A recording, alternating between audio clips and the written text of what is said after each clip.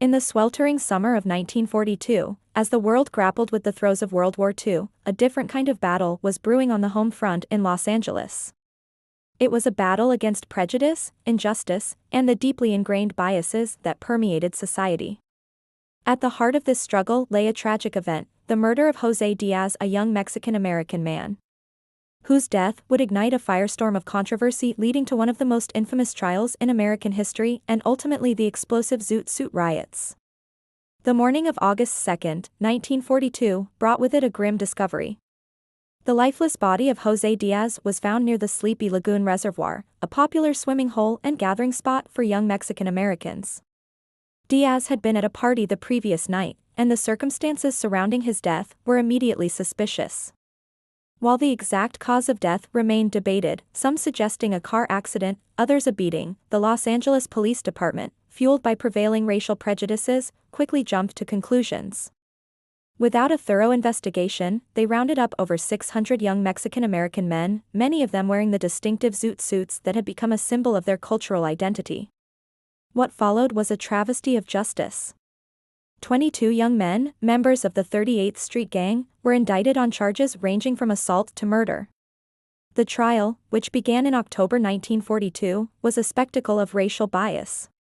The defendants were denied the right to change their clothes, appearing in court with unkempt hair and dirty zoot suits, deliberately presented to the jury as delinquents. The judge, Charles Frick, openly displayed his prejudice, and the prosecution presented a case built on flimsy evidence and coerced testimonies. Defense attorneys were often ridiculed and their objections overruled.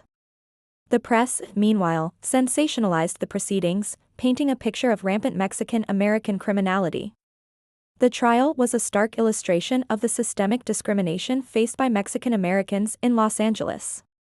The media's portrayal of the defendants as inherently violent and un-American further inflamed public sentiment, creating an atmosphere ripe for conflict. In January 1943, after a trial lasting several months, 12 of the defendants were convicted of various charges, including murder. 17-year-old Henry Leavis, the alleged leader, and 2 others were found guilty of first-degree murder.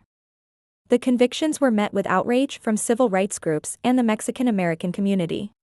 Organizations like the Sleepy Lagoon Defense Committee, formed with the support of prominent figures like Orson Welles and Rita Hayworth, tirelessly worked to appeal the convictions, arguing that the trial was a miscarriage of justice driven by racial prejudice.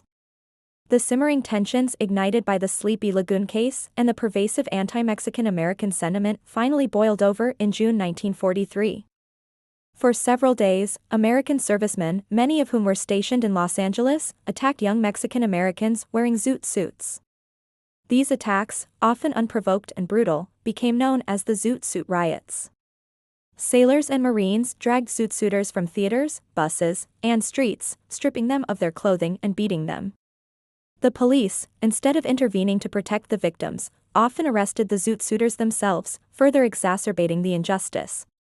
The riots were a violent manifestation of racial and class tensions, fueled by wartime anxieties and the media's demonization of Mexican-American youth. The zoot suit, a symbol of defiance and cultural pride for many young Mexican Americans, became a target, representing everything that some saw as unpatriotic or un-American. The Sleepy Lagoon convictions were eventually overturned by the California Court of Appeal in October 1944, citing insufficient evidence and the biased conduct of the trial judge. The defendants were finally released, but the scars of injustice remained.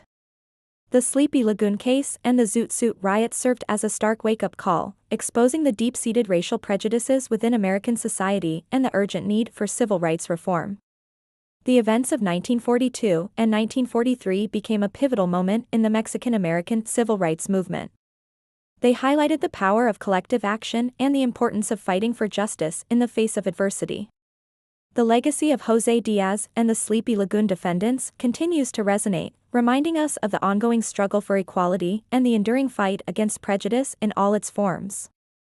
The Sleepy Lagoon Murder and the subsequent Zoot Suit Riots are not just chapters in a history book, they are powerful reminders of how easily fear and prejudice can be manipulated, and how crucial it is to uphold the principles of justice and equality for all.